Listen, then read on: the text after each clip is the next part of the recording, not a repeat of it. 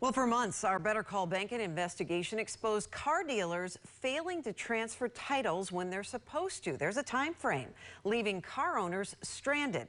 State regulators have the power to revoke the licenses of dealers as a result. But new legislation could yank that power away. The two legislators who filed the identical bills have not returned our calls.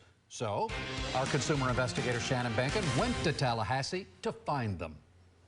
Consumer advocates, state leaders, and even some car dealers tell me that this bill could hurt consumers.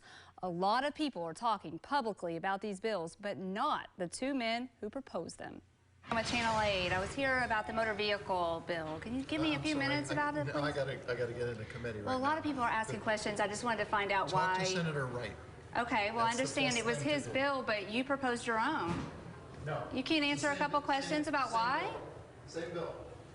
Yeah, but you're supporting it. We'd just like to know why. While State Representative David Smith goes to a meeting, let me bring you up to speed. State Senator Tom Wright and Representative Smith proposed identical bills, changing the wording on when a dealership is required to transfer the title to the car you just bought. One of the changes is straightforward. They crossed out the word must and changed it to should give you your title within 30 days. And there's more. The bill proposes the penalties for this infraction be tossed out. And that's why I came to Tallahassee to talk to the politicians behind this. I took Representative Smith's suggestion and went looking for Senator Wright. First stop, his office. I was told he was out. Next, I found him in a committee meeting, so I waited in the back until it was over. I looked for him in the hallway afterwards, but couldn't find him. I want my car. I love this car. I don't want to give it back. I just want my tag and title. That's it. I went to Tallahassee on behalf of consumers, like Patricia Thomas Bolden, who bought this car in September and can no longer legally drive it because the dealer has been unable to transfer the title.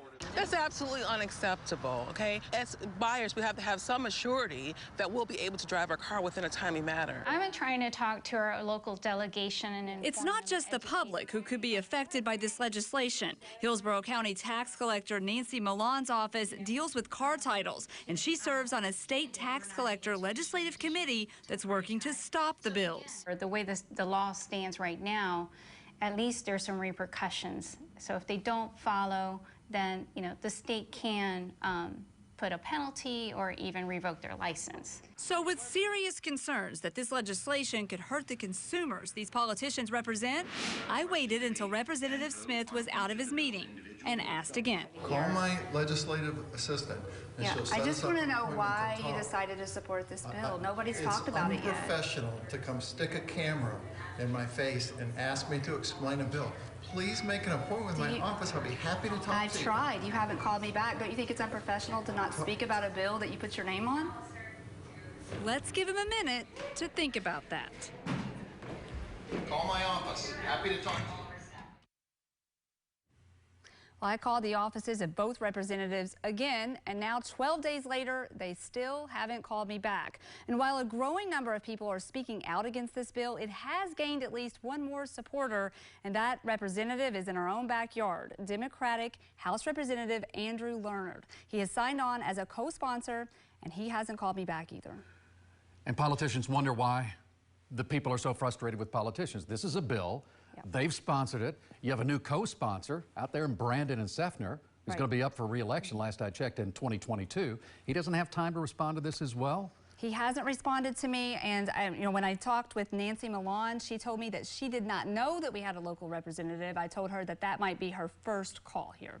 Yeah. And these, I do want to ask you about this, chances of the bill passing. I mean, because you look at this and you go, it's in the committee, there's a process. How long could this take, and could it pass? That's the question a lot of people want to know. And these identical bills, they have been assigned to 3 committees in the Senate and 2 in the House. They have to pass through all of them to go to the floor. Neither committee has heard these bills yet, but they have until the end of the session in March. If this passes, this law could go into effect in July. Yeah, but this reaction is just...